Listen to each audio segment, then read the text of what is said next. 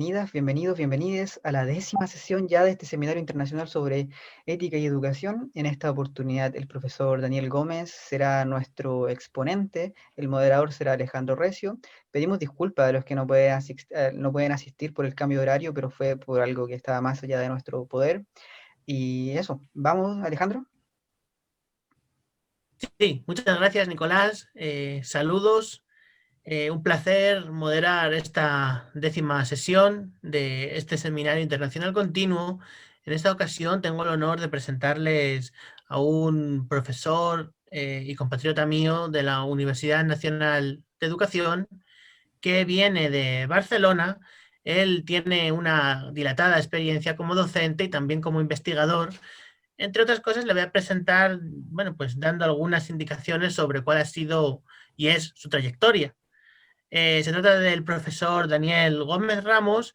Él es PhD por la Universidad de Barcelona con la tesis doctoral titulada Los gestos pedagógicos del encuentro con el otro, una investigación de la experiencia educativa, que fue presentada en el año 2018. Además de eso, él es profesor, él se ha dedicado a la formación de profesores, tanto para educación formal y no formal. También pertenece al grupo de investigación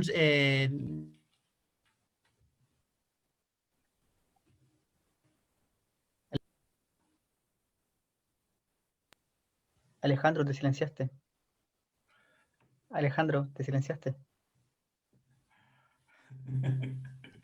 Perdón. Es un grupo de investigación, como digo, se llama Esfera, de la Universidad de Barcelona. Y en 2015 ganó la beca de ayuda de personal investigador de formación, APIF, de la Universidad de Barcelona también. Actualmente reside en Ecuador y trabaja en la Universidad Nacional de Educación. Así que le damos la palabra a nuestro invitado de hoy, Daniel Gómez. Adelante. Muchas gracias.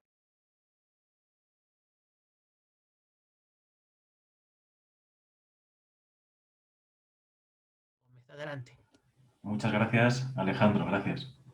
Bueno, dar las gracias a la Asociación Ecuatoriana para el Fomento de la Investigación Educativa, especialmente al doctor Mario Madroñero. También dar las gracias al Centro de Estudios de Ética Aplicada de la Universidad de Chile. Gracias por su hospitalidad, por su generosidad y por su presencia hoy aquí. Voy a intentar estar a la altura de las expectativas que en ustedes haya podido crear el título de esta exposición. Aportes para una práctica y una ética de la relación pedagógica en circunstancias de vulnerabilidad. Pero bueno, pensar a menudo tiene que ver con forzarse a pensar lo imposible. O, por así decir, con consentir que lo imposible lo fuerce a uno a pensar.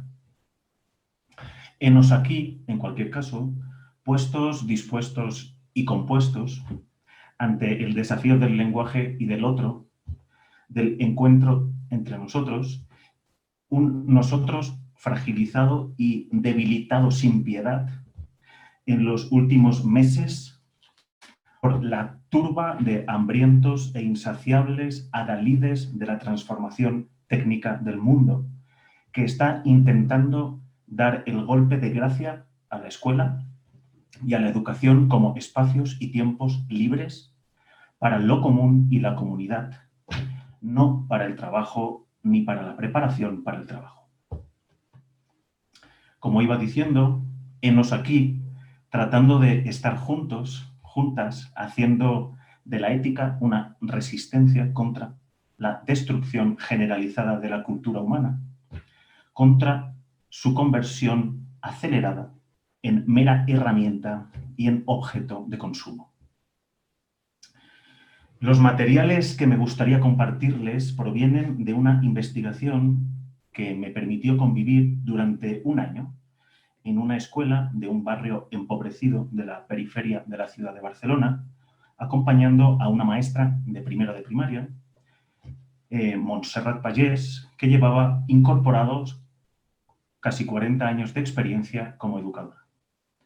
En concreto, estas indagaciones nacen del relato de una escena en la que, mientras la maestra trataba de dar una clase de cálculo mental a las niñas y los niños del aula, había una niña, Julia, que pasaba la jornada aislada, dormida, enojada, como ausente, nerviosa. La experiencia me permitió aprender, o si acaso aprender, o comenzar a aprender, a vislumbrar alguna cosa acerca de las relaciones entre los grandes y los pequeños en el espacio pedagógico. La pregunta inicial, ¿qué hay en una disposición educativa? No una oposición ni una imposición, ni siquiera en una posición, sino qué hay en una disposición educativa que escucha la llamada del otro más allá de lo que dice. ¿Cómo percibir las necesidades de una criatura y atenderlas adecuadamente? ¿Cuáles son los fundamentos de un sentido pedagógico de la responsabilidad? La corporeidad de una criatura y lo que dice excede nuestro saber. Escuchar la necesidad de un niño, de una niña, pasa por otros cauces que el del conocimiento. La expresión del rostro, como figura de alteridad, se escapa de nuestro poder cognoscente, porque el niño no está ante nosotros, sino en una altura y grandeza desde la que reclama su legitimidad a no ser cosificado por una conciencia. La significación del cuerpo del niño rompe las representaciones que el yo hace de él.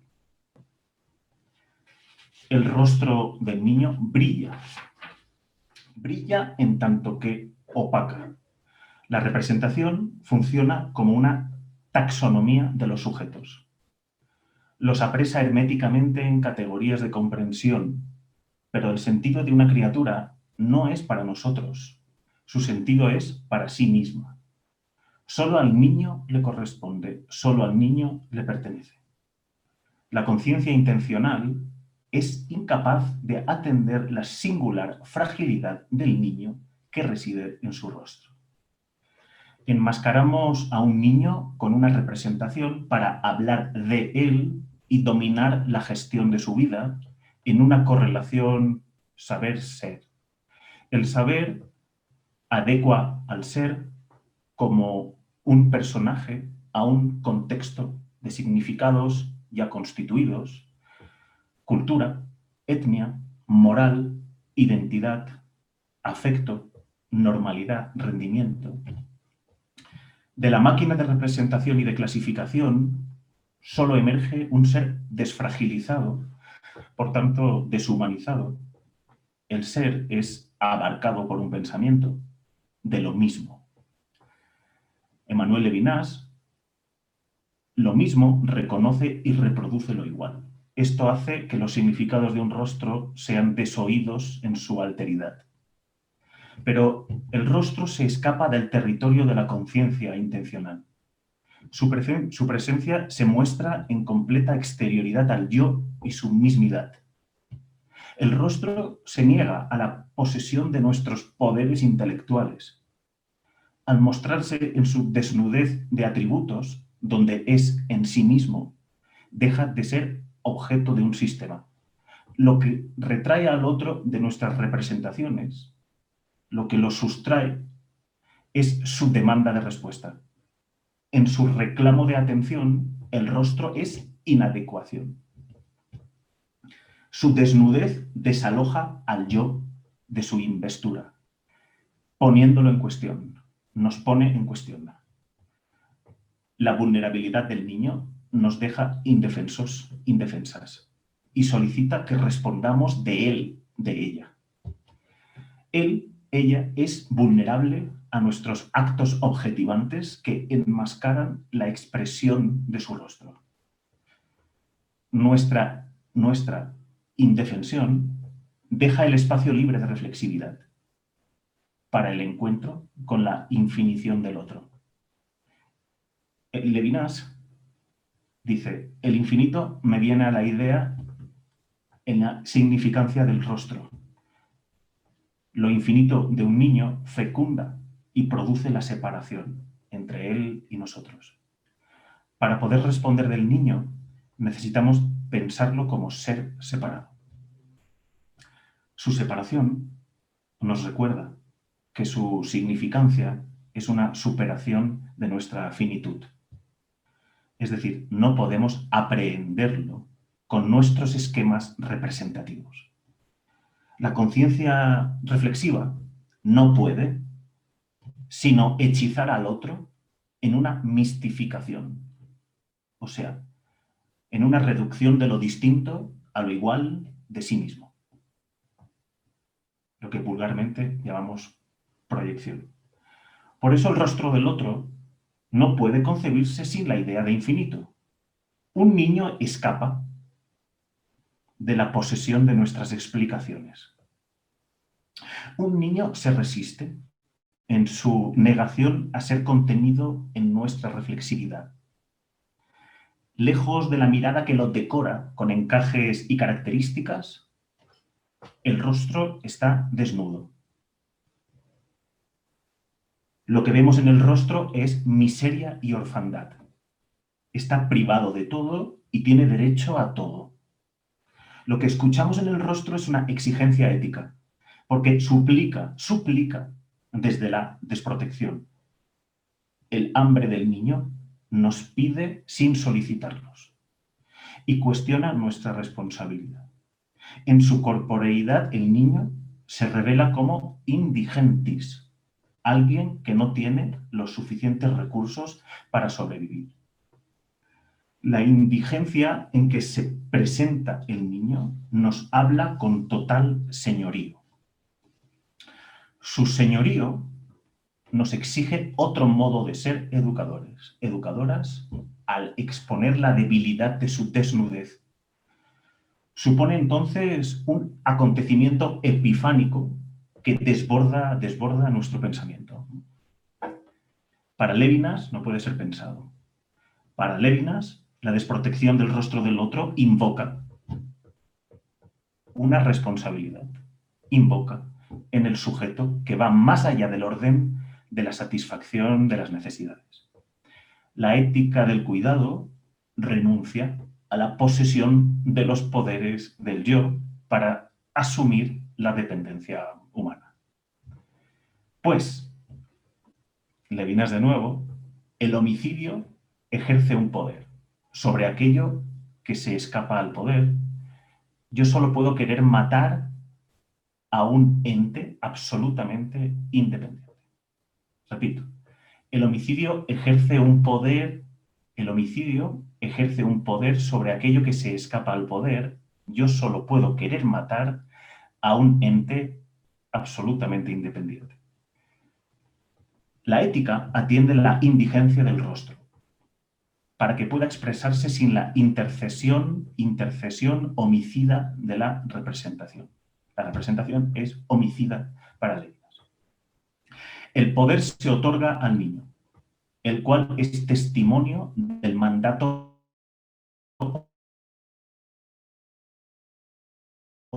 originario. Precede cualquier acto reflexivo. Precede. Y que aquí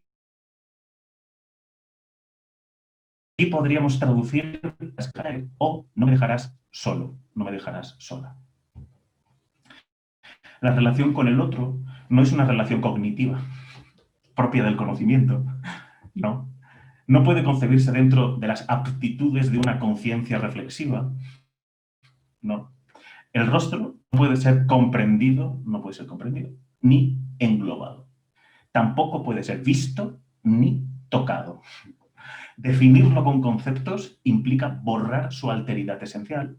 La relación con el otro tampoco debe reducirse a un conjunto de experiencias sensitivas propias de los conceptos, de los sentidos. La significancia que emerge a través del rostro rebosa la plasticidad de su cara. Rostro no es cara, ya saben, rostro no es cara. Rostro no es mentón, frente, ojos, nariz y boca, no. Antes que dato perceptible, el rostro es expresión mediante la cual un ser se hace presente para sí mismo y para nadie más. El otro es una potencia expresiva que nos interpela desde la distancia. El otro es una potencia expresiva que nos interpela desde la distancia.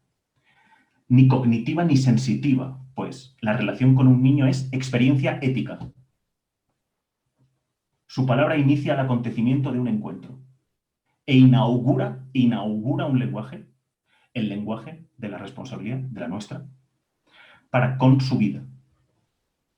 La capacidad expresiva de su cuerpo supera el contenido de nuestro intelecto, lo supera y configura la eticidad de nuestro yo. La ética es una conciencia, adivinar de nuevo, prerreflexiva, que establece una relación partiendo de la palabra del otro. La revelación del niño, mediante la vulnerabilidad de su vida, exclama: no matarás. Mandato que nos obliga a pensar nuestra responsabilidad al margen de nuestras competencias cognitivas o de nuestras competencias sensitivas. Antes que pedagógica, la relación es ética, es relación entre vulnerabilidades. Garantizar el precepto de no matar al otro pasa necesariamente por volvernos sujetos de sensibilidad, sensibles, darnos un cuerpo sensibles, diría Sueli Rolnik. Lo que nos hace responsables del niño es padecer la perturbación, no tanto sujetos activos, sino sujetos pasivos, pasionales, de padecimiento de la perturbación y el trastorno ético de nuestro encuentro. El encuentro con el otro es un trastorno. La responsabilidad no es resultado de una argumentación. Hacernos responsables no es fruto de un juicio o de una determinación, no es fruto de una justificación, sino de una vulnerabilidad previa que nos conmociona ante su presencia. Aunque toda la vulnerabilidad de la niña, del niño, no pase por nuestras manos, la vulnerabilidad del otro es nuestra. Es nuestra antes de que decidamos que lo sea. La vulnerabilidad del otro no es una decisión. Más allá de sus circunstancias vitales particulares, más allá de su contextualidad específica, la fragilidad del niño, de la niña, nos obliga a ser para el otro, a hacernos próximos suyos y a resistir la tentación de matarlo. Matar al otro significa, según Levinas, cancelar su alteridad en cualquiera de sus variaciones. Cancelar su alteridad. Dejar que el otro deje de ser otro. Cuando fijamos a un niño en una forma dada, se produce homicidio semiótico. Pensar a un niño con una imagen o una representación conlleva la supresión de su expresión e identidad. Violencia gramática que se sufre en el cuerpo. Ejercicio de poder por parte de una conciencia intencional sobre la singularidad y diferencia del otro. Tal como dice Judith Butler, si la vulnerabilidad que transmite el rostro suscita un primer y humano impulso de matarlo, semiótica o físicamente, la ética nos conduce a resistir con vigor tal deseo original. Lo que el rostro del niño o de la niña anuncia antes de hablar es su posible muerte de fondo. Su demanda nos dice: no me dejes caer solo cuando tropiece. Palabras con las que tomamos conciencia de la precariedad de su vida, palabras que apelan a nuestra responsabilidad y dan comienzo a un lenguaje que necesita la presencia del niño, de la niña, para sobrevivir. La aparente desorientación que muestra una criatura significa una petición de tiempo, de atención, que en nuestro yo no desea. Nuestra voluntad se resiste a experimentar la tensión de su llamada.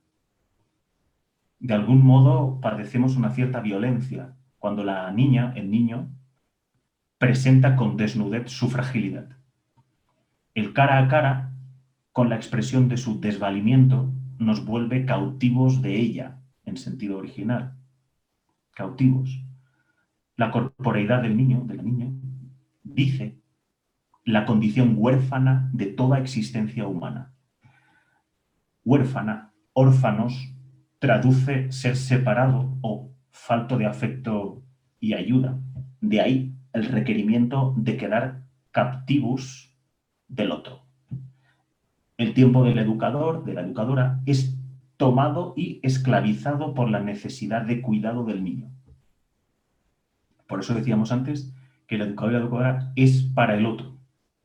No es para sus propios proyectos, para sus propios deseos, para sus propios intereses.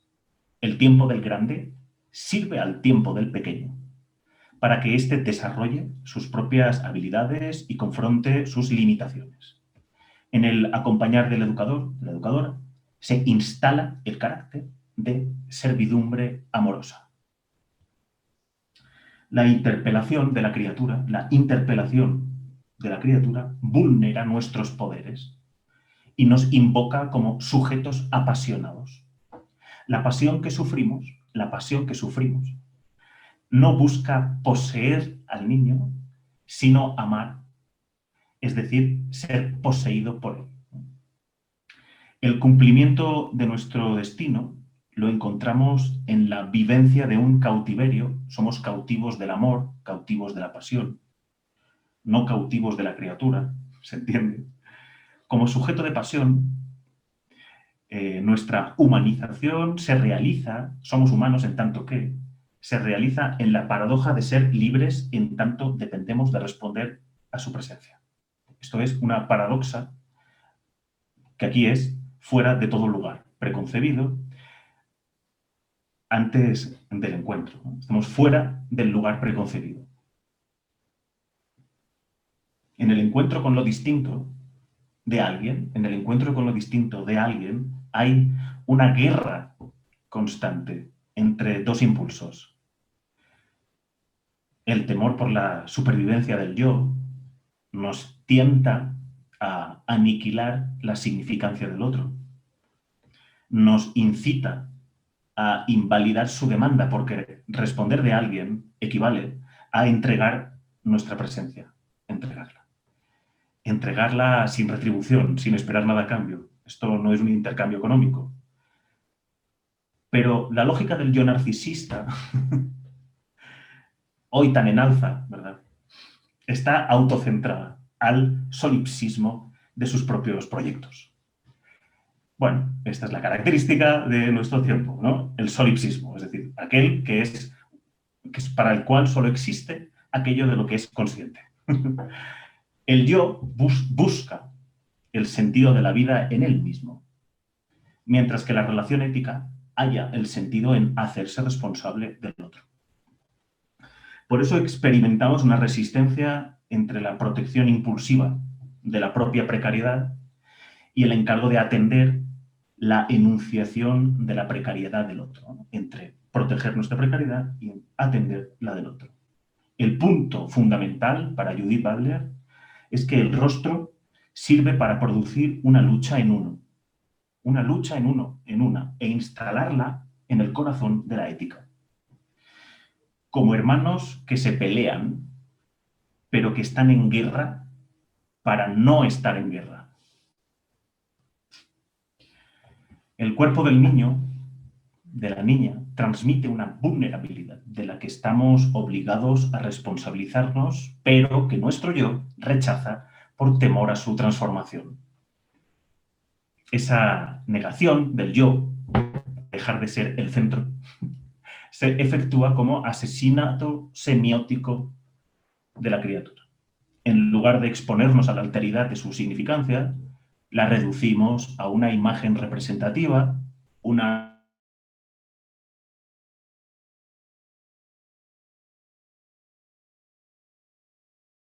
ponernos en juego, componernos con ella, crear un desafío juntos y mirar atentamente. La obliteramos con un concepto diagnóstico, claro, acelera los procedimientos de producción, con un concepto diagnóstico e intervenimos en él, en ella, con un propósito de pues, normalización, ¿no? De erosión, de pulido, ¿no? Para que no haya negatividades. La negatividad suspende el consumo y la producción, el trabajo. No interesa al mercado la negatividad, la positividad, es decir, cuando todo es igual, homogéneo, cuando todo es normal, pues todo es más fácil de vender y de comprar.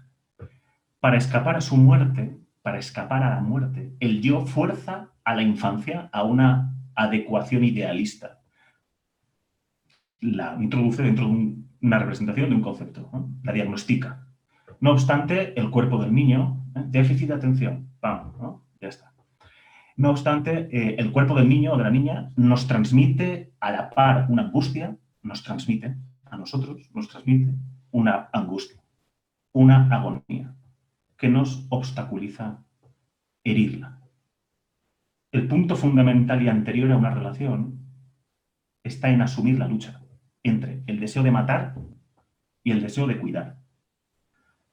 Una actitud de irresponsabilidad frente a la criatura sería el resultado de ignorar que el mal anida en nosotros como posibilidad. La muerte del otro es asunto nuestro, como si a causa de nuestra indiferencia nos volviéramos cómplices de esta. La invocación de la mortalidad de un niño, la posibilidad de que muera,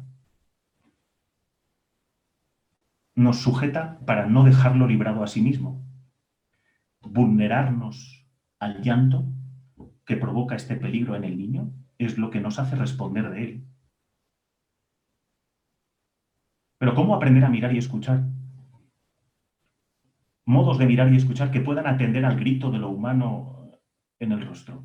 ¿Cómo ver la fragilidad de una criatura si nuestro campo visual está copado por una normatividad totalitaria? ¿Cómo responder a la demanda si nuestra escucha está insensibilizada por un esquema moral de interpretación? Lo humano en el niño no puede ser captado ni capturado por medio de una imagen. Cuando adjetivamos una infancia, tiene lugar una cierta pérdida. De hecho, la designación niño ya es una representación que adjudica una serie de motivos que resuelven lo que puede o no puede ser reconocido como niño. El problema de los esquemas normativos de inteligibilidad, según Judith Butler, de nuevo, es que funcionan los esquemas normativos de inteligibilidad, funcionan produciendo ideales que distinguen entre quienes son más o menos aceptables. Establecen lo que es o no una vida vivible y una muerte digna de lamento. Configuran una segregación entre lo que es y no es normal. Sustraen el nombre propio y la biografía, borrando la singularidad de manera radical, de tal modo que en el niño, en la niña, no hay humanidad ni vida, y por tanto la imagen que lo opaca, la imagen que le colocamos, no ejecuta ningún asesinato. La deshumanización ocurre a través del marco que contiene la imagen. Deshumanizamos cuando miramos a través del marco. El marco insensibiliza. El marco, el modelo, pone fuera de juego la capacidad de pensar y de pensarnos, ¿eh?, en relación pedagógica con una criatura. Dicho de otra manera, el marco determina lo que es y lo que no es inteligible. Y bajo sus condiciones, la imagen de la criatura no nos permite verla. No somos capaces de escucharla y, en definitiva, nos aparta de ella. Sin embargo, ¿es posible ver y escuchar al otro sin representación? ¿Dónde está el límite en que una representación opera como homicidio semiótico? Lo humano en el sujeto se afirma cuando la práctica representativa muestra su fracaso. y su imposibilidad queda retenida en ella. Es decir, no podemos dejar de hacer representaciones, de conceptualizar al otro y conceptualizar la relación. No podemos dejar de hacer eso, porque tenemos mente, somos víctimas de nuestra propia mente. Lo humano se afirma cuando asumimos que esas representaciones fracasan. Sería esto lo que limita vigorosamente el éxito de cualquier imagen sobre el otro. El rostro no se borra en este fracaso de la representación, sino que encarna allí su posibilidad, la posibilidad de que el otro aparezca ante nosotros y que exista, sea fuera de sí mismo, sin que nosotros lo aniquilemos con nuestra propia cognición, es asumir ese fracaso. Asumir que el niño es irrepresentable permite que su subjetividad sobreviva a nuestras representaciones. Esta asunción nos recuerda que el marco a través del cual observamos puede manchar su rostro e incluso borrarlo. La disyuntiva representación irrepresentable va pareja a la lucha entre impulso de asesinato, cuidado del otro, ¿no? Porque es la imagen la que mata. Nos insensibiliza ante la fragilidad de la vida que está en juego. El movimiento de la relación es un circuito dinámico entre la aproximación sin anexión y la distancia sin abandono. Circuito dinámico, juego de distancias entre aproximación sin anexión y distancia sin abandono. Tanto la anexión, confundirnos con el otro, como el abandono, dejarlo a su suerte, diría Hannah Arendt, son dos formas de traicionar la alteridad. Acercarme demasiado al otro hace que confunda nuestras subjetividades al perder el alejamiento necesario para ver con claridad.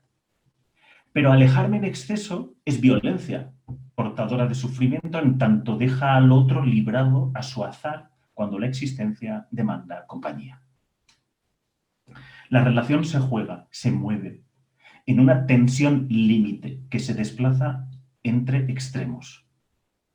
La cuestión pedagógica estriba en pensar cuál es la distancia adecuada, ¿no?, para un momento concreto y para unas vidas únicas.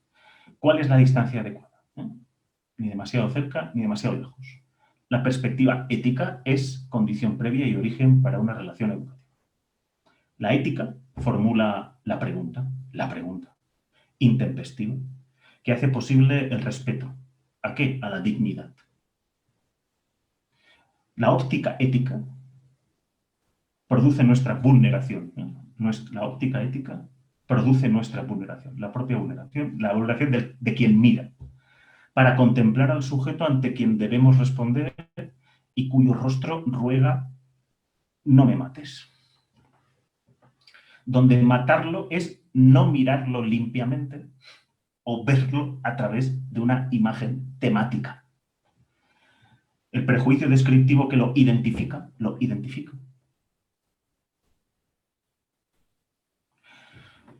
Hace que la traza propia e ilegible de su cuerpo se borre. Un adjetivo basta para marcar y determinar la biografía de alguien. Darse cuenta de la vulnerabilidad, es decir, que podemos ser heridos, heridas y que podemos herir a los demás. Es notar la incertidumbre y facilidad de la ruptura de un cuerpo. El cuerpo puede romperse fácilmente. Pero es también, esa vulnerabilidad es camino de proximidad, ¿no? Empatía y respeto. Vulnerarse significa abrir la coraza que nos encierra en nosotros mismos para que la extrañeza del otro pueda aparecer. Quien solo se instala en lo igual a sí mismo no es capaz de escuchar, ¿no? Desde el punto de vista del acontecimiento ético, ¿no?, Fernando Bárcena, Joan Carles Melick, lo educativo no puede quedar fijado ni operativizado en ningún modelo. No puede. Entre la educación y el modelo hay una traducción imposible. En sentido estricto, el pensamiento ético desmonta desmonta los marcos normativos para considerar la situación pedagógica como un comienzo singular, un comenzar de nuevo, ¿no? Siempre es un inicio. Natalidad. La condición humana es de unicidad y su devenir es imprevisible. No sabemos. La relación educativa necesita suscitar la pregunta, no nosotros, la relación educativa necesita suscitar la pregunta por lo adecuado en cada situación, en cada encuentro, cada día, con cada biografía. Es abrir la pregunta por cuál es el sentido, hacia dónde vamos, ¿no? De lo que hacemos, lo que tiene el poder es abrir la pregunta por cuál es el sentido de lo que hacemos, lo que tiene el poder de situarnos, ¿no? de situarnos. O sea, es una cuestión paradójica, como decía antes, porque la respuesta adecuada nunca lo será completamente. José Contreras. La respuesta adecuada nunca será completamente adecuada. La dificultad reside en que nuestras respuestas están plegadas a las concepciones que configuran nuestra posición subjetiva, ¿no? La investidura o el perfil profesionalizado, que ocupamos puede limitar y determinar el alcance de nuestro pensamiento, porque en sí mismos la investidura o el perfil, el rol asignado institucionalmente o funcionariamente, los funcionarios, funcionamos, ¿no? Esto limita el pensamiento, porque son una estructura moral de trascendencia, son estructura moral. Dictaminan cómo hay que comportarse y cómo no hay que comportarse.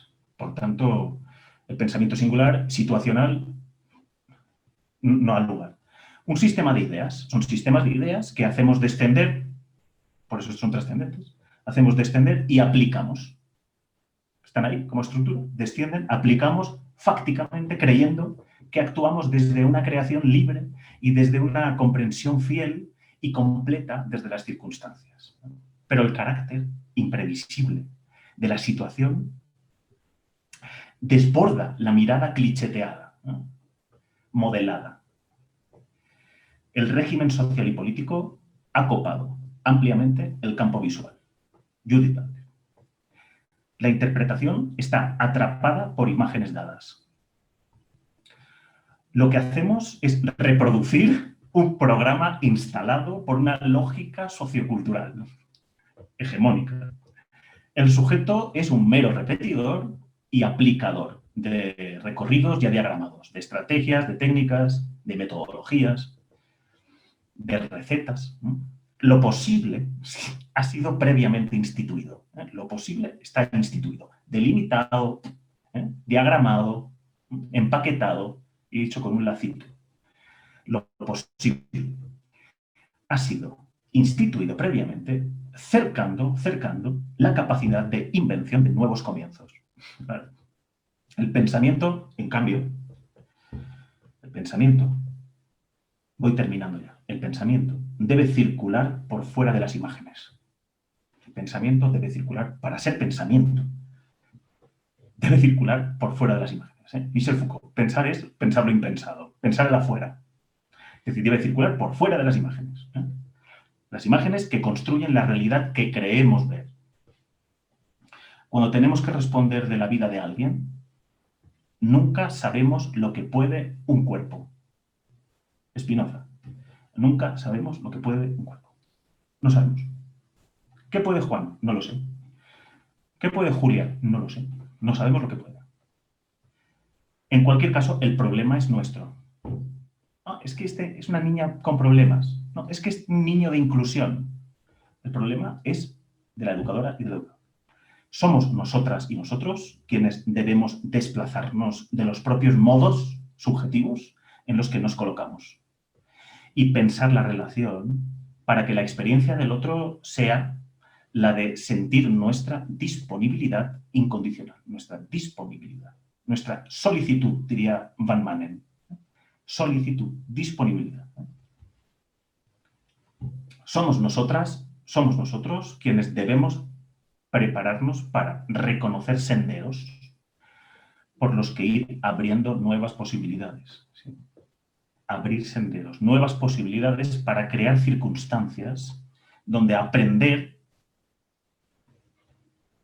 Somos creadoras y creadores de circunstancias, de Ligny, el francés, creamos circunstancias en las cuales aprendemos, nosotras y nosotros aprendemos qué podemos hacer juntos y juntas, qué podemos hacer y qué no. Hay cosas que no podemos hacer. ¿Cómo ir más allá, entonces? ¿Cómo ir más allá de los bordes que contienen la imagen que cierra el pensamiento? Más allá, ¿cómo transbordar? ¿Cómo traspasar esos bordes? ¿Cómo transgredir esos límites que las representaciones y las imágenes obliteran y nos cierran, enclaustran nuestro pensar? La tarea de la educadora y del educador, pues, consistiría en pensar la fragilidad, pensar y sentir la fragilidad en los límites de su imaginario, la propia fragilidad. La atención nos devuelve al sentido de lo humano, allí donde no esperamos a hallarlo. El sentido de lo humano está en la fragilidad. El sentido de lo humano está en la fragilidad. La fragilidad de todo cuerpo expone antes que nada la impotencia de lo propiamente humano. Fragilidad, impotencia. El aprendizaje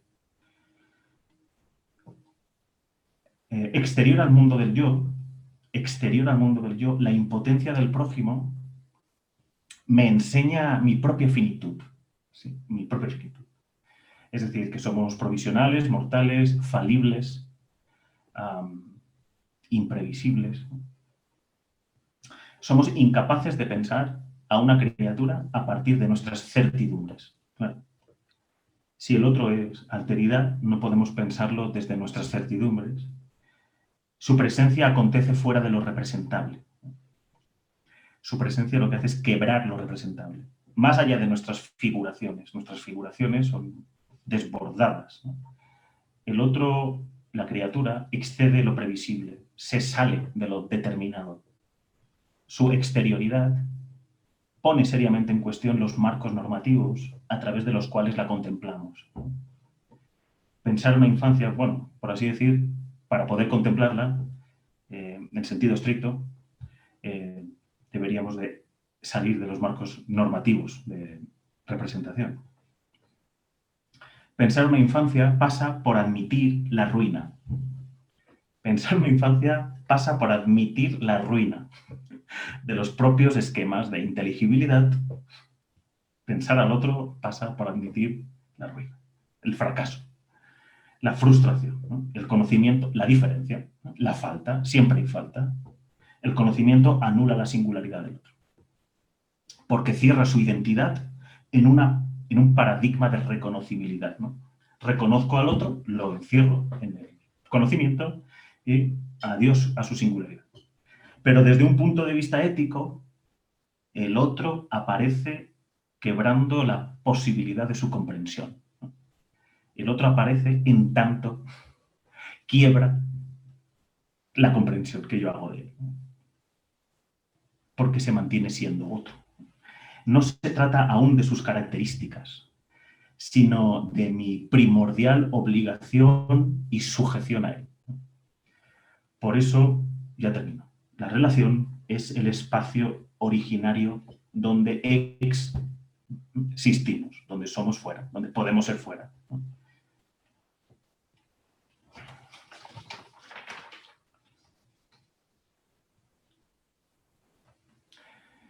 Termino con esto. Opuesto al sujeto agente, el sujeto agente actúa, acciona o interviene en el otro. Hay que motivar. El educador es sujeto paciente. Jorge Larrosa. Término latino patiens. El término latino patiens, que procede del verbo griego patos, como sabrán, padecer y soportar. Padecer y soportar. El educador no es un sujeto agente, sino un sujeto que padece ya y soporta, ¿no? El sujeto paciente sería el que recibe, es un sujeto hospitalario, por eso es ético, es un sujeto hospitalario, aloja, acoge, recibe en sí la acción de alguien y la padece y la soporta. La paciencia de la educadora, del educador, es experiencia de la interpelación del otro. Hacemos experiencia de la llamada, de la interpelación, de la inquietud que el otro nos trae. El educador, la educadora, sufre calladamente la violencia de la invocación de su responsabilidad. Es una violencia ética, ¿vale? Está apasionado. El educador está apasionado por dicha invocación. Ha sido invocado, ha sido llamado, está apasionado por la llamada, que es una forma, la invocación es una forma de posesión, está poseído. La educadora está poseído. Soy poseído como el amante está poseído del amado o de la amada. El centro del educador es sustituido, Levinas, es sustituido por el otro. En el centro del educador ya no están sus propias palabras, sus propios conocimientos, sus propios proyectos, sus propios objetivos. En el centro del educador ya no está su propio ombligo, ya no está su propio espejo, sino que lo que está en el centro es el otro. Ha sido sustituido. El sentido pedagógico no se halla, claro, en el yo, no se halla en el yo autocentrado, en el yo hiperhedonista, moderno, no se halla en el yo de la conciencia intencional, el sujeto agente, el sujeto intencional, que tiene un propósito, unos objetivos, ¿no? Y que está enfocado en sus propias competencias, sino en el sentido pedagógico está en la transformación de la conciencia padeciente, está en la transformación de la conciencia que padece. El sujeto, por eso dice Levinas que lo humano es responsabilidad, ¿no? Lo humano es transformación de la conciencia. El sujeto paciente, ya está. Está hecho ¿de qué está hecho el sujeto paciente? De escucha y de espera. La escucha y la espera son modalidades de atención. El sujeto paciente escucha y espera al otro, pero también escucha y espera lo otro. Escucha y espera al mundo, ¿no? Al mundo común. Modalidades estas de atención que crean proximidad sin cancelar la distancia. Bien, muchas gracias, Daniel. Bueno, pues aquí como vemos a un educador, a un pedagogo, pero que habla como un filósofo y que además pues, cita a muchos filósofos, ¿verdad? Entonces ha sido muy interesante todo lo que nos ha comentado. Yo en ningún momento he actuado como agente coactivo que le haya dicho tienes que terminar ya. Él mismo se ha autocoaccionado diciendo yo ya termino. Bueno, pues hasta que finalmente lo decidió libremente. Muy bien, tenemos dos preguntas que nos quiere hacer Mario Madroñero. Adelante, Mario. Bien, hola, ¿sí me escuchan ahí? Sí. Dale, oye, bien. Me interesa mucho la cuestión de alteridad, ¿no? Siempre he venido como por ahí también. Y tenía una pregunta, pero que tiene que ver también con el mal, ¿no? Por ejemplo, bueno, hay esta cuestión del mal en persona que también propone Marión, ¿no? Y algo que mencionábamos hace unos días, ¿no? Esto de, por ejemplo, la moneda falsa, ¿no? Y la cuestión del mal, ¿no? Y inclusive para los que tenemos hijos, ¿no? Cuando entran a las instituciones educativas y uno dice, pues hay que también aprender a defenderse, ¿no? Esta cuestión que me recuerda esto de lo que decías, no estar en guerra para no estar en guerra, que tengo ahí algunos otros comentarios de fondo. Y también me acordaba de Derrida cuando dice en un texto que dice, estoy en guerra conmigo mismo, ¿no? Este tipo como de cuestión. Pero la pregunta que tengo es, por ejemplo, ¿es posible considerar la posibilidad de una pedagogía del mal? Y si eso es posible, ¿qué implicaría? ¿No? Pensando también en estas cuestiones, ¿no? Y también lo que proponía Derrida, lo que ha propuesto Levinas, ¿no? Y lo que conlleva la alteridad en educación, ¿no? Y también derivada un poco de esa pregunta, ¿qué implica la justicia en educación? En perspectiva de la posibilidad de unas políticas de la alteridad infante en educación, ¿no? porque el asunto es bien fuerte en términos políticos, creo yo, ¿no? Y la cuestión de la herida, la vulnerabilidad, ¿no? La vocación y la invocación, en fin, bueno, más otras cuestiones que me provocan, ¿no? Lo que propones, ¿no? Pero sí, o sea, si hubiese una posibilidad de una pedagogía del mal, ¿qué implica? ¿Y qué implica la justicia en educación? Y estas políticas de la alteridad infante en educación. ¿Qué pasa allí? Gracias. Gracias, Mario.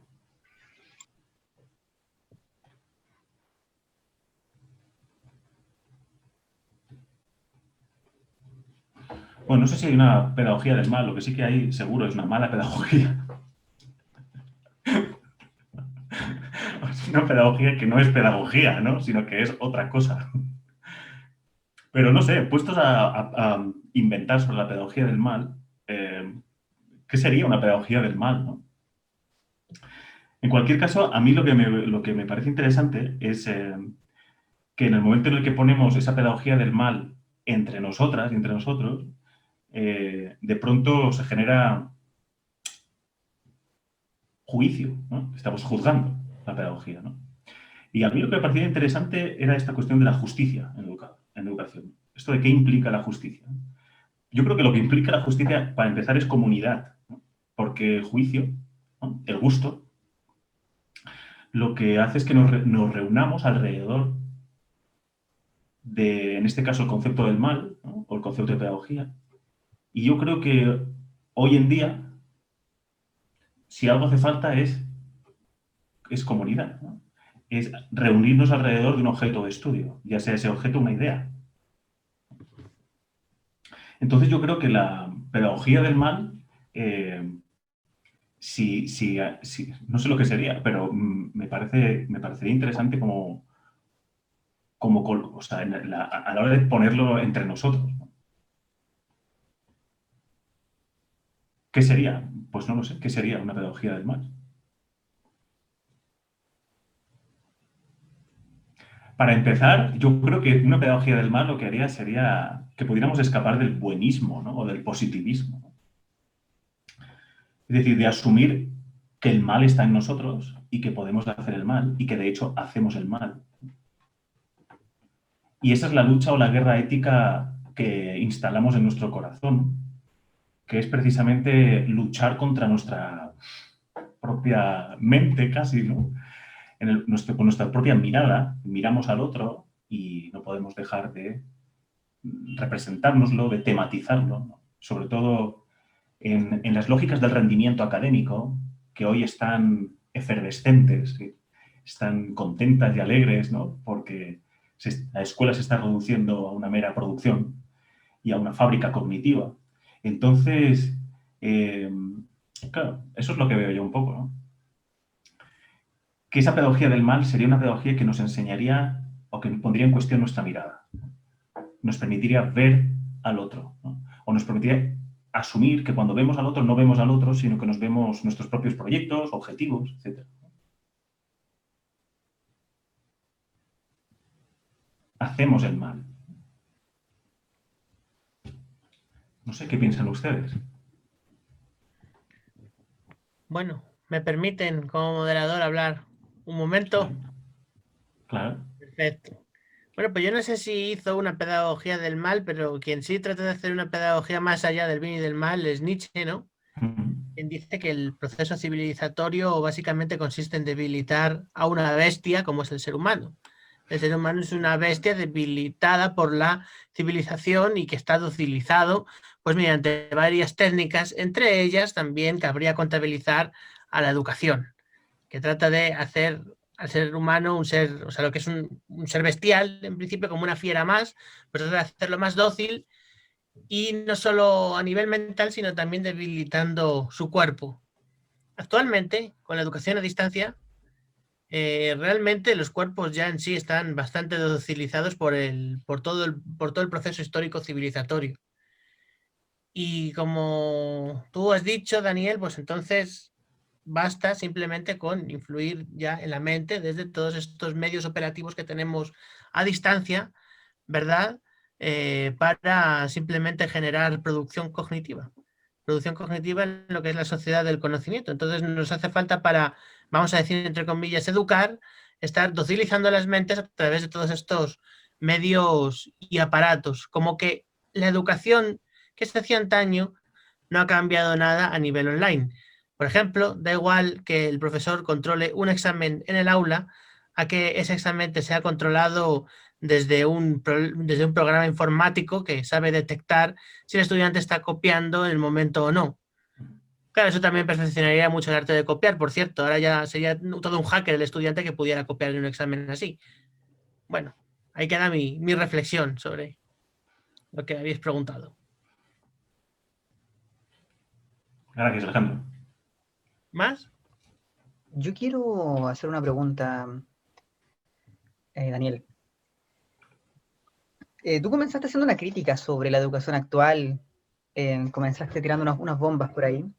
Me imagino que sigues haciendo clases por Zoom, me imagino que ha sido tu plataforma, nuestra plataforma, ¿no? Y me quedo con la clase de la profesora Guadalupe, en esta muralla de muertos, ¿no? Esta muralla de zombies.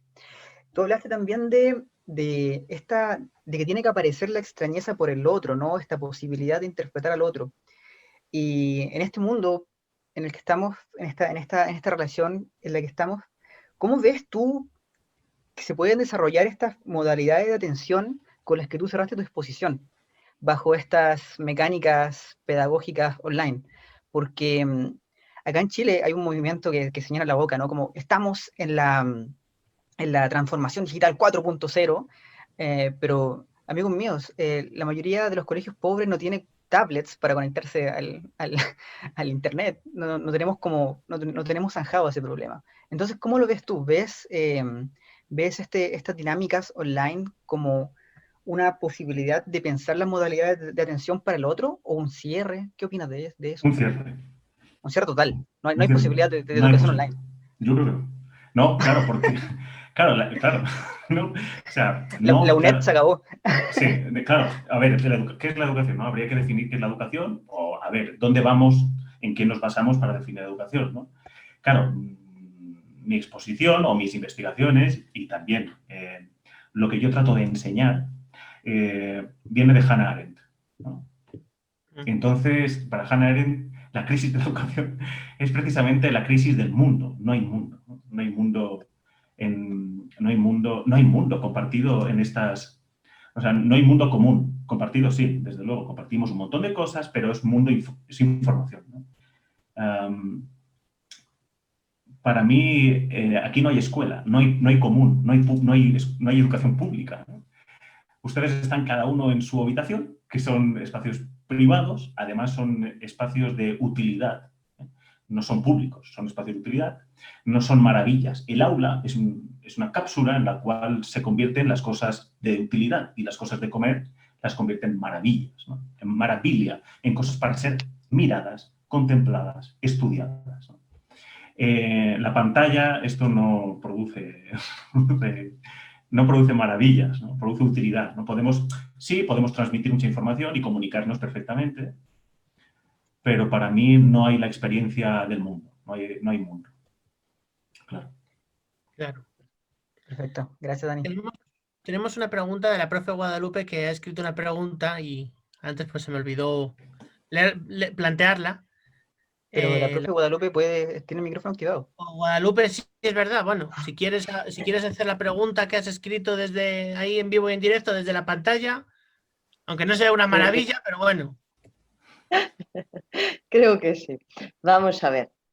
Bueno, yo observo esto de la alteridad y de la otredad desde una posición de siempre de fronteras, ¿no? Las concertinas da igual como las queramos llamar, ¿no? Pero son muy adialógicas, ¿no? El problema del aula, entiendo yo, es que vemos siempre niños y niñas como los otros, los deshumanizados, los sin lenguaje, los que hay que formar. A mí me da miedo incluso educar. Hay que educarlos. Es una cosa que siempre me hace pensar, pero ¿cómo se hace eso? ¿No? Entonces, como creo un aula más dialógica, más de acompañamiento, siempre pienso, ¿cuáles son los muros? ¿No? ¿De qué crees que están construidos los muros que nos impiden reconocer la alteridad como la agencia de cualquier ser humano, incluido nosotros, ¿no? No sé, yo creo que uno de los muros es la falta de reconocimiento, ¿no? Pero aparte de eso, de ser dialógicos, de no reconocernos, ¿qué muros observas tú, así a través de tu experiencia y de tus investigaciones, que siguen permaneciendo en el aula? Ya no hablo de esto online, porque aquí yo ya me reconozco perdida. Ya, yo Siento la también. pantalla de zombies y nada más. Guadalupe, yo también. Me reconozco, estoy perdido. Pero yo veo, fíjate, que para mí la posibilidad de la educación, para mí, para Martin Simmons, para Jan Maselайн, para Hannah Arendt, es el muro, es la frontera la que permite que haya escuela. Es decir, la escuela es un espacio y un tiempo liberado. ¿Liberado de qué? Claro, liberado de las demandas, de los intereses y de las exigencias del mercado, de los intereses, de las demandas de la sociedad, de la familia y de los individuos. Por eso el aula es un espacio público, por eso el aula es el lugar en el cual se convierten las cosas del mundo, cualquier cosa del mundo, en maravilla, ¿no? En algo a ser contemplado, a ser estudiado, habiéndose sustraído de su utilidad y de su consumo. Entonces yo creo que esas fronteras son las que hacen al aula. Y aquí, en este momento, no hay fronteras. Yo creo que es necesario el muro. Y la escuela tiene muros por algo. Para que no entren, ¿quiénes? Los banqueros, los empresarios, los vendedores de tecnologías o los vendedores de cachivaches, ¿no? Los hombres orquesta y demás buitres, ¿no?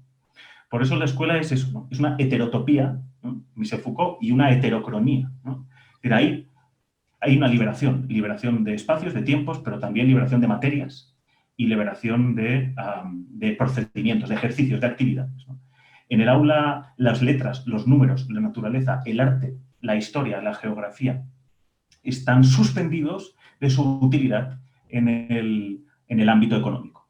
Entonces, por eso yo creo que es necesaria la frontera. Precisamente eso es lo que estamos luchando hoy, muchas y muchos.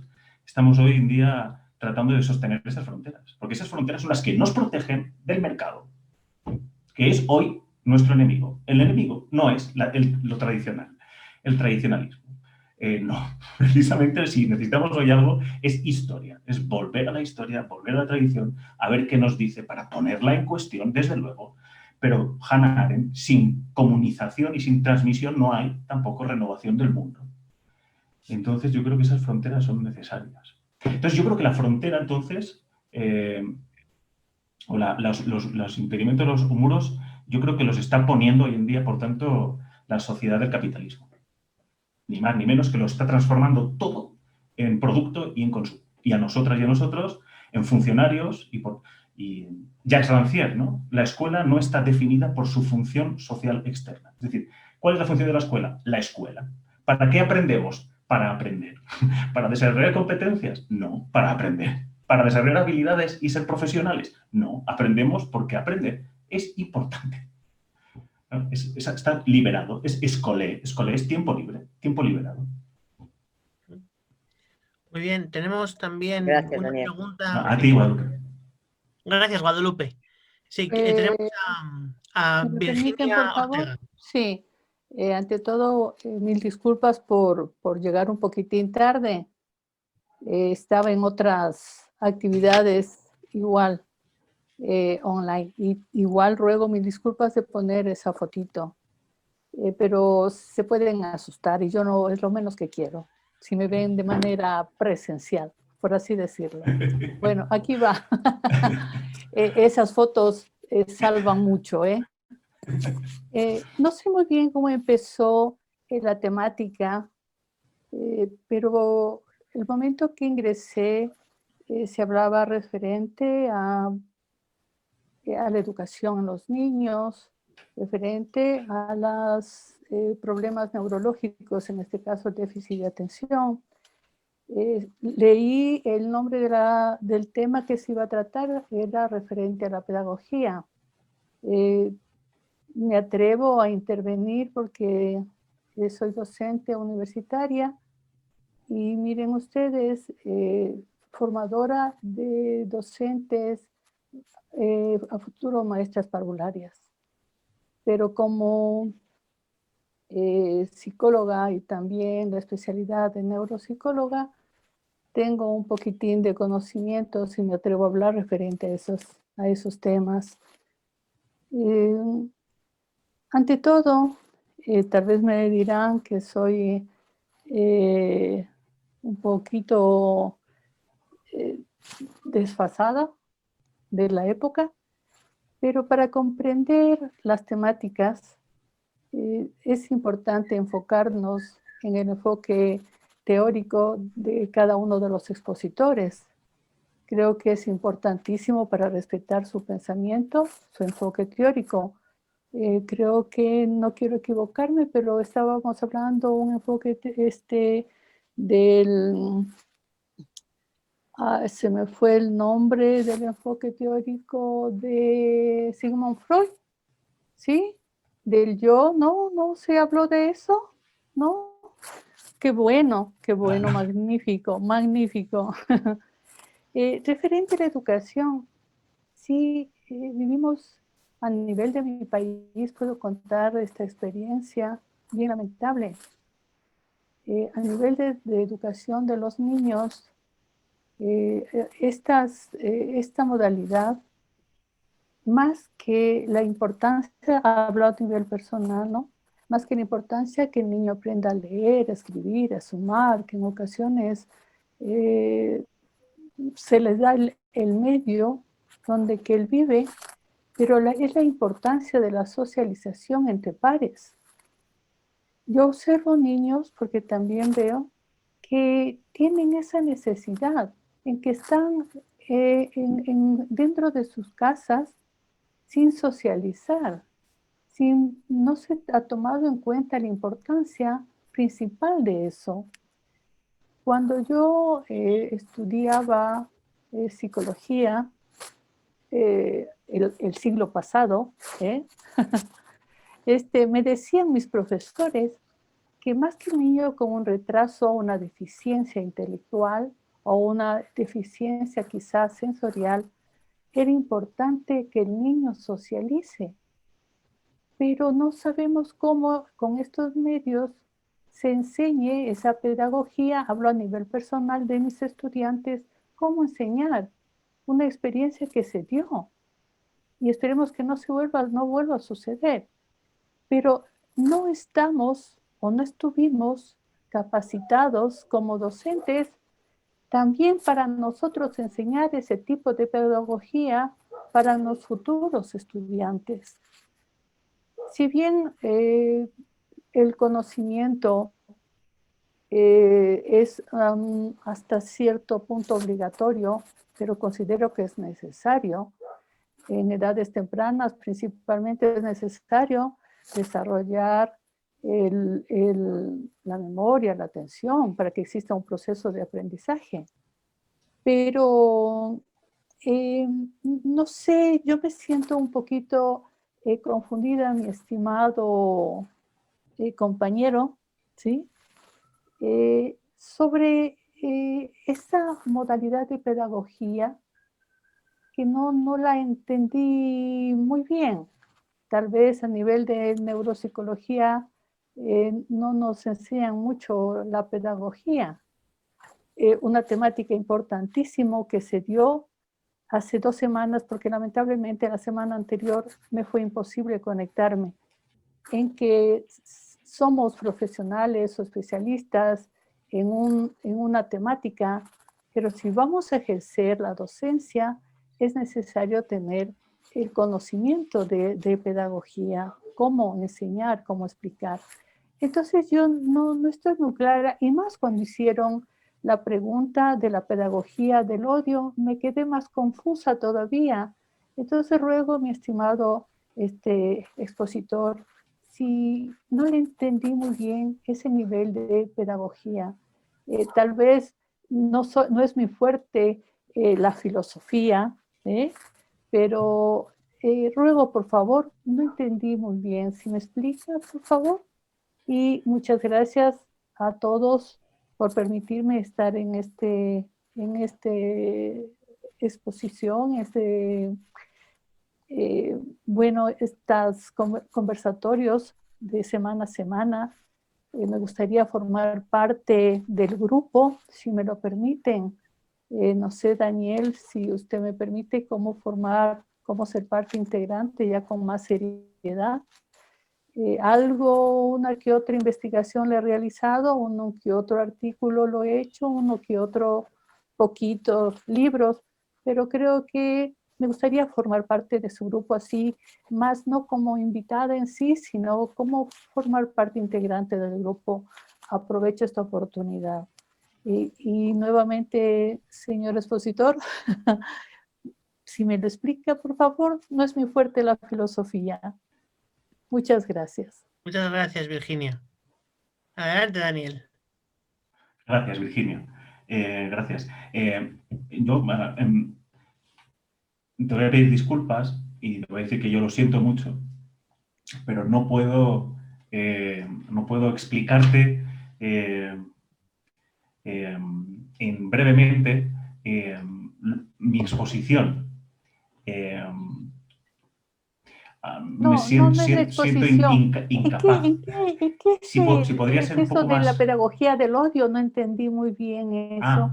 Vale, eso sí, si es algo más Sí, concreto. por favor. Claro, no, lo de la pedagogía del odio ha sido una pregunta que me hacía Mario Madroñero aquí. Pero era pedagogía del mal. Pedagogía del mal. Era pedagogía del mal, no del odio, Sí. Era pedagogía del mal. Sí, era una pregunta que ha hecho Mario Madroñero y que tampoco he sabido responder.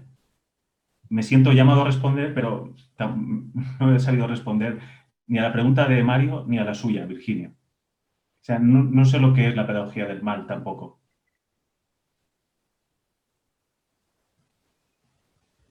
Me lo siento. Y luego, sobre lo del grupo, es que yo no tengo ningún grupo, no estoy en ningún grupo. No estoy en ningún grupo ahora mismo. Entonces, no sé, lo que sí que puedo ofrecerle es mi disponibilidad y mi contacto personal para que podamos charlar, conversar y con más tiempo y yo poder, no sé, poder compartir lo que usted necesite, lo que usted quiera. Encantada, encantada. Tomo la palabra. Claro.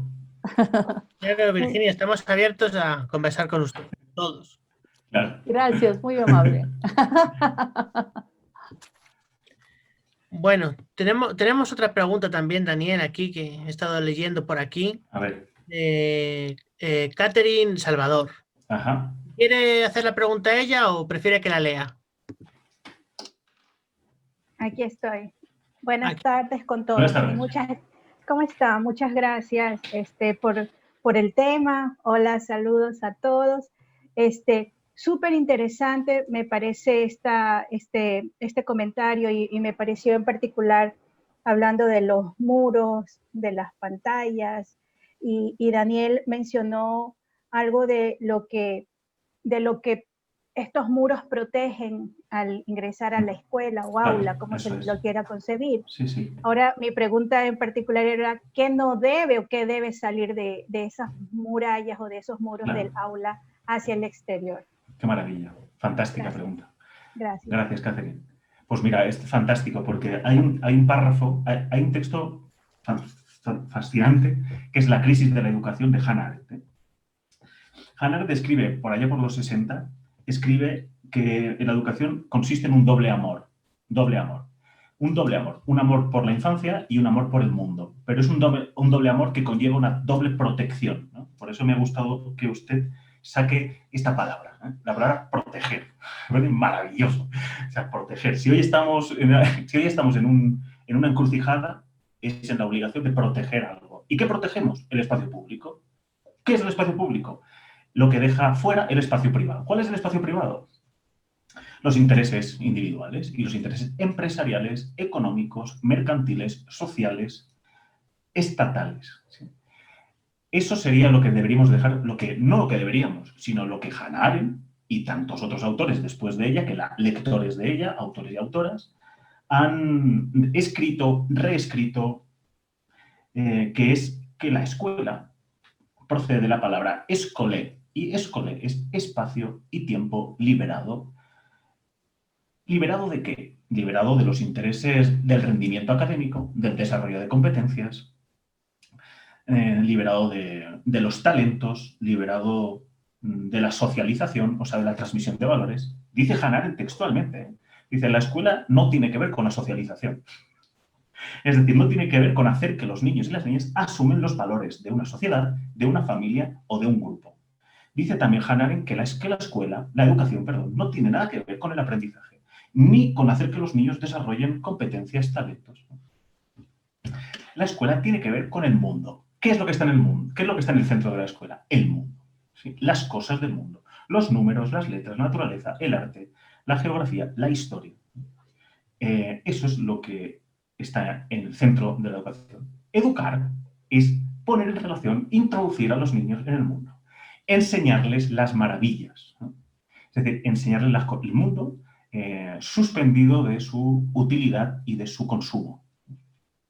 Entonces, lo que queda fuera de la escuela es el mercado, el shopping, el centro comercial, el consumo, la producción, el trabajo, en definitiva, ¿no? Vivimos en una sociedad que ha centralizado el trabajo, ¿no? La cultura del trabajo, todo el trabajo, incluso el otium, el ocio, que es la traducción latina de la palabra griega escolé. Otium es ocio y ocio es lo contrario del negocio. Negocio es negación del ocio. La escuela es escolé, en griego, en latín, otium. Tiempo y espacio libre. ¿Tiempo y espacio libre para divertirnos y descansar? No, porque la diversión ha sido colonizada por el consumo. Y el descanso es un tiempo que nos dedicamos para recuperar fuerzas para volver a trabajar, ¿no? Entonces, el tiempo libre y el espacio libre de la escuela es un tiempo y espacio dedicado al estudio. ¿Al estudio para obtener competencias? No, al estudio porque estudiar es importante. Estudiar porque estudiar es lo que Hannah Arendt dice que nos permite salvar el mundo de la ruina. Salvar al mundo de la ruina. O sea, nuestro objetivo, Albert Camus, cuando recogió el Nobel, dijo una frase. Dijo algo así como que para nuestra generación, nuestra misión no era transformar el mundo, sino salvarlo de desaparecer. Y eso es, el mundo es lo común, lo que está entre nosotros, lo que perdura, lo que dura, lo que nos sobrevive, lo que estaba antes de nosotras y de nosotros y que estará después, lo que trasciende. Entonces, eso es lo que debe de dejar fuera. Lo que debe dejar fuera el muro de la escuela, de lo que nos protege, es de todos aquellos que quieren, que contemplan las cosas del mundo desde la perspectiva de la utilidad, de la instrumentalización, de la mercancía, del comercio, del consumo.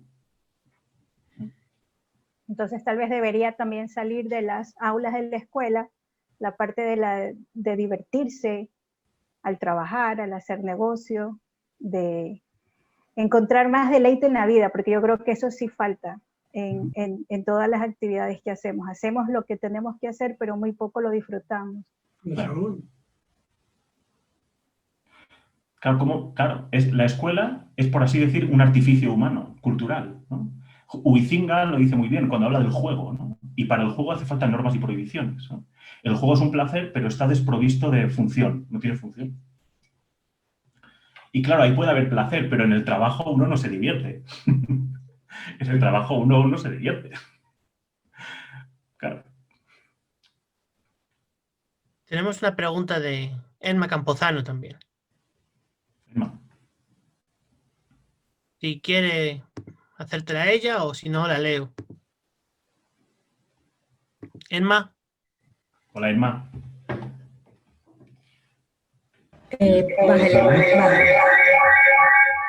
Hola. Hola, ¿se me pueden escuchar? Sí, sí. Hola, ¿ahí me pueden escuchar? Sí. Ah, ya, bien. Bien, bueno, muchas gracias por la presentación. Me parece un tema bastante interesante, nos genera muchas interrogantes. Bueno, una de las tantas interrogantes, porque creo que ya no vamos a tener más tiempo para hacer preguntas, es en relación con tu posición sobre la posibilidad de este evento, ¿no? De este acontecimiento, como le hemos llamado en algunas otras conversaciones, de este acontecimiento educativo en lo virtual, si lo comparamos con las cuatro paredes y el muro, ¿no? Esa suspensión de la que hablábamos, ¿no? Entonces, mi pregunta es, más bien sobre cómo tú considerarías esa posibilidad de que de esa potencialidad de que esa suspensión sea posible a nivel de la familia, dadas las condiciones que describo ahí en un simple y breve ejemplo. Yo digo, bueno, he notado, ¿no? En los últimos meses que hemos estado trabajando ya en estos contextos con el sistema educativo de manera virtual, y a menudo, ¿no? Los niños más pequeños, más que todo, están acompañados de sus padres, cuando los padres han migrado, de sus tíos, sus abuelos, sus hermanos mayores, pero siempre hay alguien ahí mediando. Claro. Entonces estas personas, los familiares más cercanos, cualquiera que sea, pasan a ser como los compañeros, los otros más en el aula, como que agregas gente al aula. Uh-huh. Y entonces me pregunto yo si tú considerarías que esa suspensión que se consigue en las cuatro paredes con la presentación de ese mundo que el profesor pone a disposición de los niños, ¿no? Desde la perspectiva de Arendt, si es posible tú que tal vez en ese espacio virtual donde todavía se presenta un mundo desde mi perspectiva, todavía estás presentando, por ejemplo, un saber, ¿no?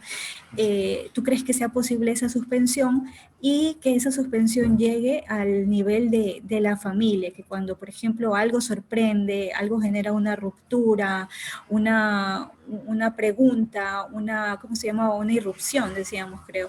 En el estudiante, ¿crees que ese saber llegue también a generar rupturas a nivel de familia o a nivel de los que acompañan? Por ejemplo, hablando del tema, el tema que creo que ya te he comentado antes, el ejemplo de la evolución. ¿Qué tal si un profe viene a hablar de la evolución en plena clase aula virtual? Y están ahí todos los hermanos mayores que han pensado siempre, no sé, que la religión católica es la verdadera. Entonces, tú lanzas ahí una cosa que es parte del mundo, ¿no? La teoría de la evolución. Puede generar ahí rupturas. En ese sentido, yo creo, y por eso te pregunto, ¿no? Yo creo que habría una potencialidad, un potencial de generar esa suspensión o esas rupturas desde estos entornos virtuales también, que llegue a alcanzar a otras personas que pasan a ser tus compañeros de aula, tus tíos, tus primos, tus abuelos, tus padres.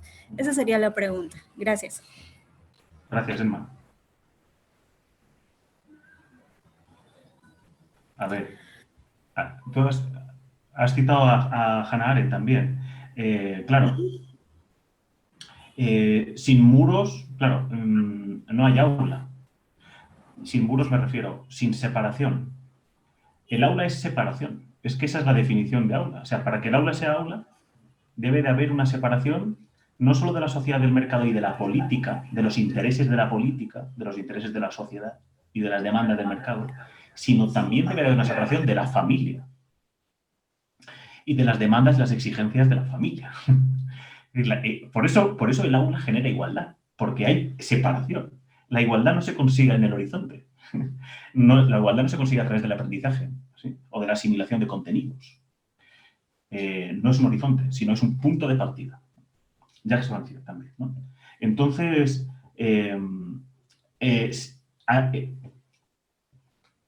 a través de la pantalla puede haber aprendizaje, por supuestísimo, y podemos hacer cosas muy interesantes, ¿verdad? Y podemos desarrollar un montón de competencias y desarrollar habilidades y destrezas y muchos conocimientos. Por supuesto que sí, desde luego. Estrategias, técnicas, ahora hay infinidad de ellas, ¿no? Hay un mercado brutal, ¿no? Lo que no habrá nunca es espacio público. Es decir, espacio de aparición donde los ciudadanos y el mundo aparecen y comparecen.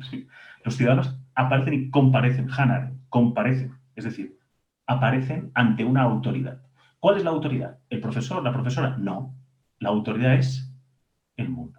Las letras, los números. Y para eso hace falta un aula. Es decir, una cápsula atencional. Una cápsula atencional. Entonces, un ejemplo. Hasta ahí podría yo decir, yo creo. Que por supuesto que entonces eso sería, ¿no? Yo tengo estudiantes que, bueno, están con sus hijos, incluso con sus sobrinos, ¿no? Sus sobrinas. Y claro, no pueden estar con sus sobrinos y su hija y aquí, ¿no? O tengo estudiantes que están escuchando música al mismo tiempo que... O tengo estudiantes que están dando de comer a alguien, o están cuidando de una persona mayor, o tienen que trabajar de otra manera. Quiero decir, por eso no es posible espacio público, por eso no es posible la escuela. Porque inevitablemente estás en casa. Estás en casa. No. La escuela es separación de la casa, separación de la familia. Deberíamos de llamar de otra manera. Esto no sería un aula, ni sería en una escuela. Sería otra cosa. Tampoco sería educación, sería otra cosa. Ahora, no me utilicéis la palabra educación y escuela, porque eso son palabras que tienen su historia y que tienen su definición. Y están sido, bueno, pues destruidas.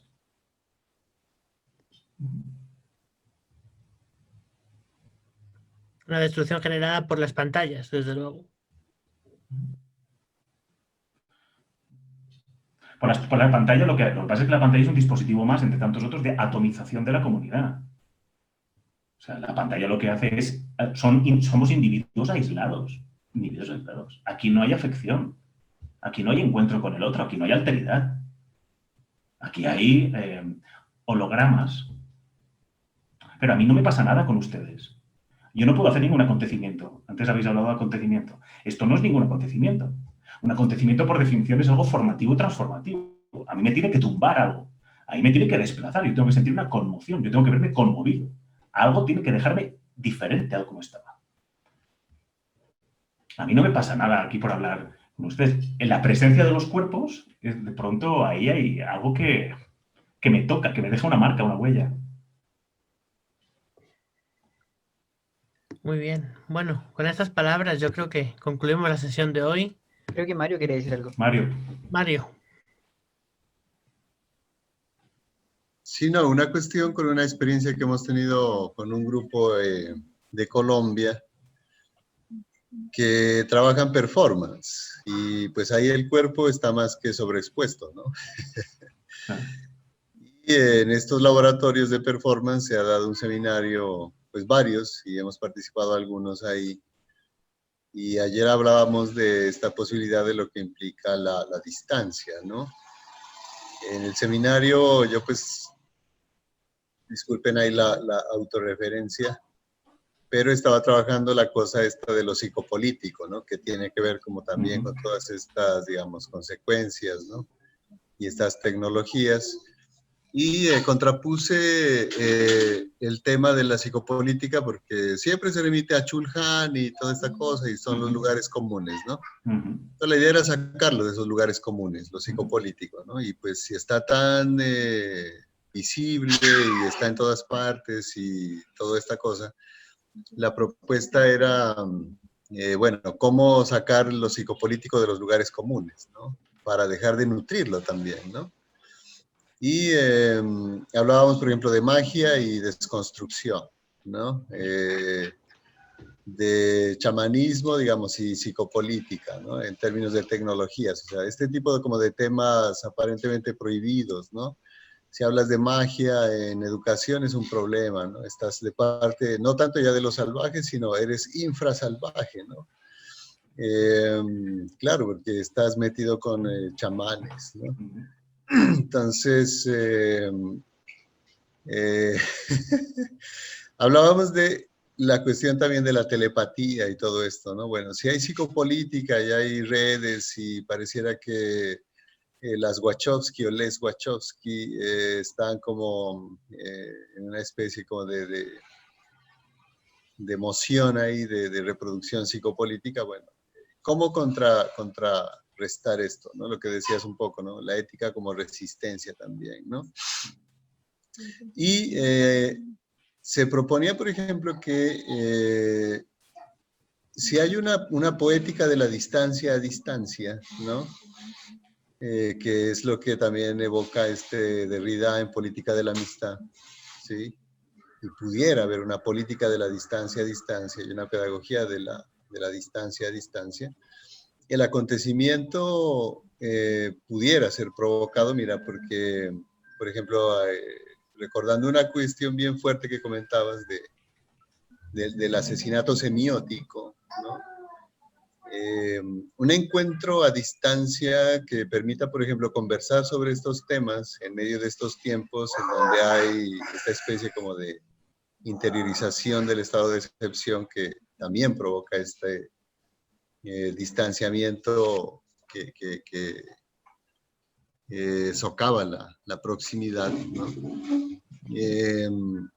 Habría un acontecimiento a distancia también, ¿no? Que pudiera prevenir contra este tipo como de reproducción automática de estas semióticas de la destrucción, por ejemplo, de la escuela o de la educación, ¿no?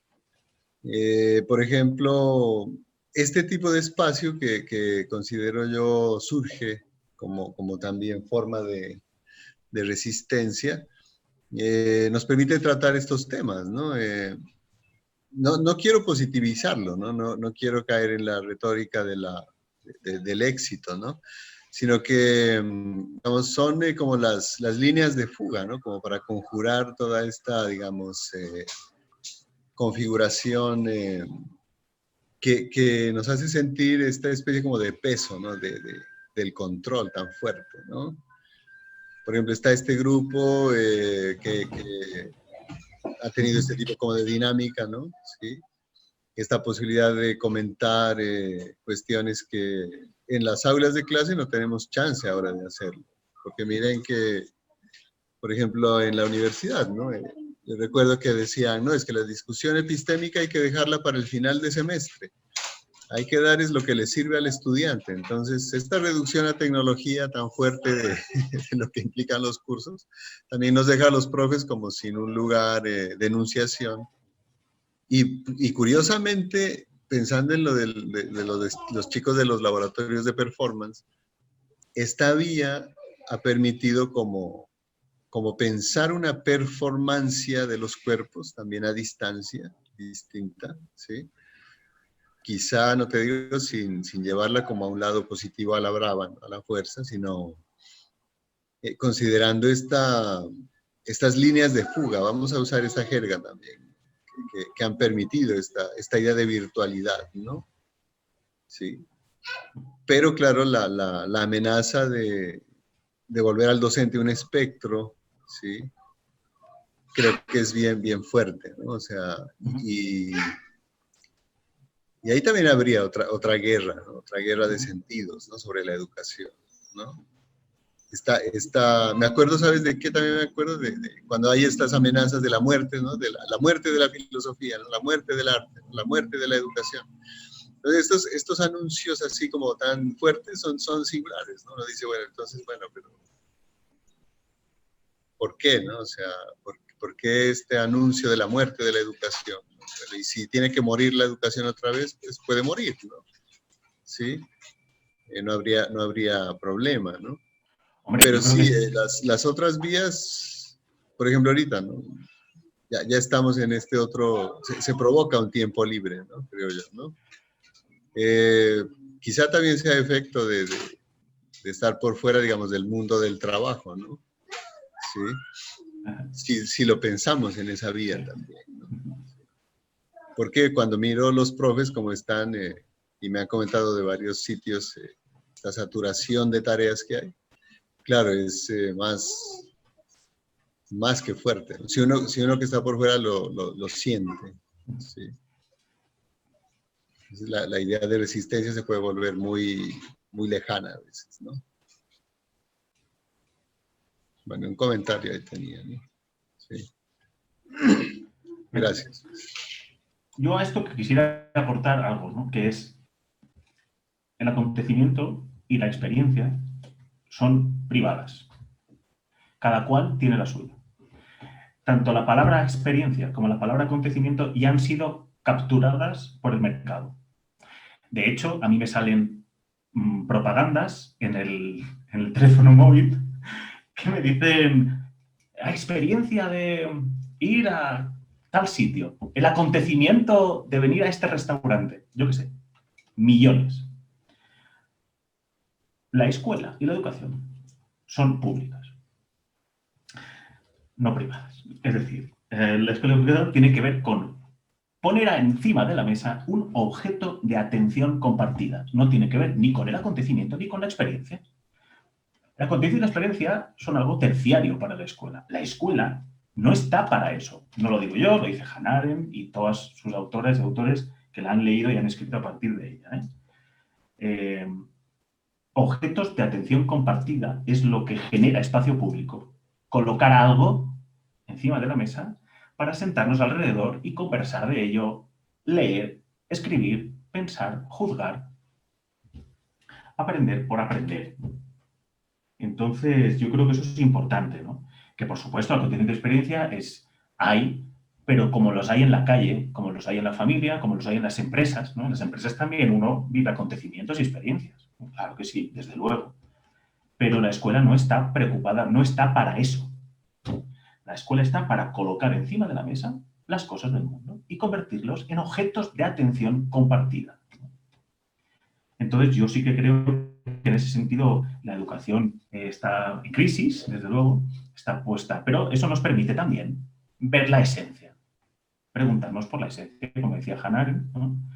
Disculpad, parece que cite a Hannah Arendt como si fuera mi prima, pero claro, ella dice que la crisis nos muestra ¿no? Nos permite preguntarnos por la esencia de las cosas, en este caso por la esencia de la educación y por la esencia de la escuela, es decir, por aquello que hace que la educación sea educación y no otra cosa, y por aquello que hace que la escuela sea escuela y no otra cosa. Entonces, que desaparece la escuela, pero también desaparece la filosofía, como amistad del saber, como amor al saber, porque el saber está siendo instrumentalizado. O sea, pero pregúntale a cualquiera de nuestros estudiantes, ¿no? El conocimiento es para obtener un título o para mejorar la profesionalización o para obtener competencias. Pregúntale a una persona que hace un máster, ¿no? Hacemos másteres hoy en día para subir de categoría laboral, para que nos den puntitos y puntos, ¿no? En ese jueguecito en el cual estamos inmersos todas y todos, para sacar un paper en una revista indexada. ¿Qué es una revista indexada sino la capitalización del saber, ¿no? Y por tanto el arrasamiento del conocimiento como un bien común, ¿no? Como algo público, ¿no? Ya escribimos para producir como un trabajo, ¿no? Y entonces la filosofía se pregunta qué son las cosas, ¿no? Y hoy en día ya no nos preguntamos qué son las cosas, sino que lo que preguntamos hoy en día es ¿para qué sirven? ¿Para qué sirven? ¿Y esto para qué me sirve? ¿No? ¿Cuántas veces hemos escuchado eso de muchos alumnas y alumnos, ¿no? ¿Pero esto para qué me sirve? Pues para nada, no le sirve a usted para nada, porque la escuela es un espacio y un tiempo inútil. La escuela no sirve para nada. La escuela sirve para estudiar. Para estudiar y para evitar que el mundo se vaya a la ruina. Para evitar que los mercaderes entren en el templo. Bueno, muy bien, Daniel. Yo creo que ahora sí ya se nos va el tiempo. Ahora sí que tengo que ser yo el agente coactivo que ataje con esto, pero muy interesante la ponencia de hoy de nuestro compañero Daniel. Le agradecemos mucho que haya estado aquí con nosotros y nos vemos el próximo, esto me lo va a recordar Nicolás, porque ¿cuándo nos vemos? Nos vemos el próximo miércoles con la exposición de Ivonne Ponce, ¿no? Criterios de validez en investigación educativa. Pues entonces esperamos a Ivonne Ponce el próximo miércoles. Que les vaya bien, que tengan buena tarde y hasta la próxima semana. Gracias a todas, gracias a todos. Gracias, Daniel. Gracias, Mario. Gracias. Gracias, Mario. Gracias.